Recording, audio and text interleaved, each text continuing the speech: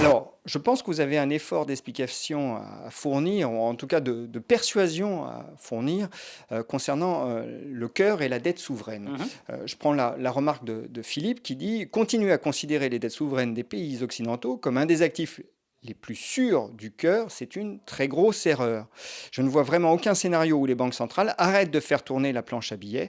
Un jour, il est certain que l'inflation des actifs va transpirer sur l'inflation des biens de consommation». Alors, on viendra sur la question de l'inflation un peu plus tard parce qu'il y a eu pas mal de remarques à ce titre. Mais restons sur la dette souveraine. Peut-on vraiment considérer la dette souveraine des pays occidentaux comme l'actif le plus sûr? Vous l'avez bien formulé, ce n'est pas un actif sans risque. Souvent les gens en fait estiment que l'obligation souveraine c'est un actif sans risque. Ça c'est faux. Il n'y a pas d'actif sans risque. Le risque il est toujours là. Donc évidemment on ne peut pas considérer l'obligation souveraine d'un pays riche comme un actif sans risque.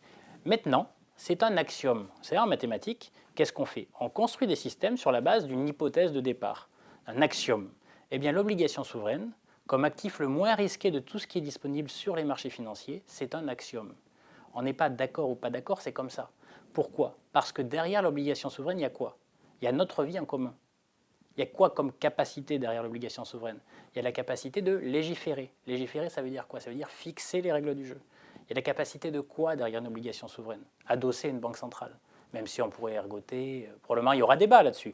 Oui, mais la Banque centrale est indépendante du pouvoir politique, chose auquel on ne souscrit pas depuis toujours. On vous a toujours dit qu'une banque centrale n'était indépendante que lorsqu'elle le pouvait, mais dès que ça devenait difficile, en gros, le pouvoir de créer de la monnaie, c'est un attribut du politique. Donc ça redevient en fait, à côté du législatif, il y a le pouvoir de battre monnaie, le pouvoir de créer sa propre monnaie. Eh bien, lorsque vous avez compris que l'axiome, le sous-jacent, pourquoi l'obligation souveraine du pays riche, c'est l'actif le moins risqué de la place, parce que c'est celui qui fixe les règles du jeu, et c'est celui qui peut ex nihilo décider de toujours vous rembourser, de toujours faire face à sa promesse. Un État peut ne jamais faire défaut lorsqu'on parle d'un pays riche, parce qu'il lui suffit de descendre dans la cave, imprimer des billets de banque et vous les donner, et donc il aura répondu à sa promesse initiale, à savoir vous rembourser. La question fondamentale derrière, évidemment, c'est qu'est-ce que ça vaut? Mais il aura rempli les conditions de son contrat. Vous comprenez? Donc c'est vraiment l'axiome. C'est-à-dire que l'obligation souveraine du pays riche, c'est par définition celui qui sait toujours l'actif le moins risqué parce qu'il est adossé au pouvoir de légiférer, fixer les règles du jeu, et au pouvoir de battre monnaie, donc création monétaire, qui fait qu'il peut toujours, s'il le souhaite, répondre en gros à l'engagement qu'il a pris vis-à-vis de vous en tant que prêteur. Donc c'est vraiment un élément de base. Et puis si vous n'êtes pas complètement convaincu, eh bien, on va faire un raisonnement par l'absurde. Vous savez, la finance, ce n'est pas finalement si compliqué que ça. Hein. Donc, dites-vous simplement, qu'est-ce qui se passerait si jamais un État était en difficulté et était susceptible de faire défaut? Le bonheur est relatif. Si vous n'achetez pas des obligations souveraines, vous achetez autre chose. Des actions, des obligations d'entreprise, des choses du monde réel qui n'est pas adossées au pouvoir public. Est-ce que vous croyez qu'un État qui fait défaut, ou un monde dans lequel un État fait défaut, est-ce que vous croyez que les agents privés qui vivent sur ces territoires-là, savoir les ménages ou les entreprises, sont en situation vertueuse? Bien sûr que non. La réalité est que si un État fait défaut, c'est que les entreprises de ces zones-là seront en très grande difficulté.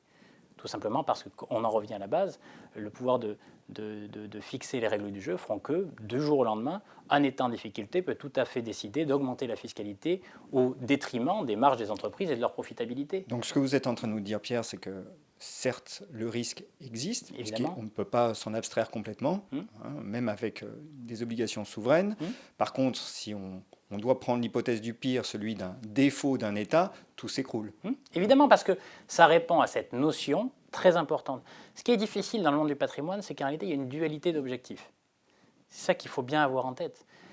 Un patrimoine, qu'est-ce qu'on veut en faire? En réalité, cette dualité d'objectifs, c'est la préservation optimale du capital accumulé, la préservation optimale du patrimoine. Eh bien, la vraie difficulté, c'est qu'il y a deux mots qui s'opposent en réalité, la préservation et l'optimal. Eh bien, soyez juste sûr d'une chose, c'est que pour répondre dans la tête des investisseurs internationaux, à chaque fois qu'il y a de l'aversion pour le risque, qu'est-ce que les taux d'intérêt font des pays riches? Ils montent ou ils baissent? Ils baissent. Tout simplement parce que c'est une forme d'assurance pour eux de préserver le capital. Peut-être qu'ils ne le retrouveront pas, mais le bonheur étant relatif, s'ils allaient en fait loger leur fonds, leur patrimoine sur d'autres actifs, eh bien, ils prendraient encore plus de risques que s'ils allaient se loger sur l'obligation souveraine, à savoir adossé à un agent sur votre territoire en capacité de fixer lui-même les règles du jeu et de battre monnaie.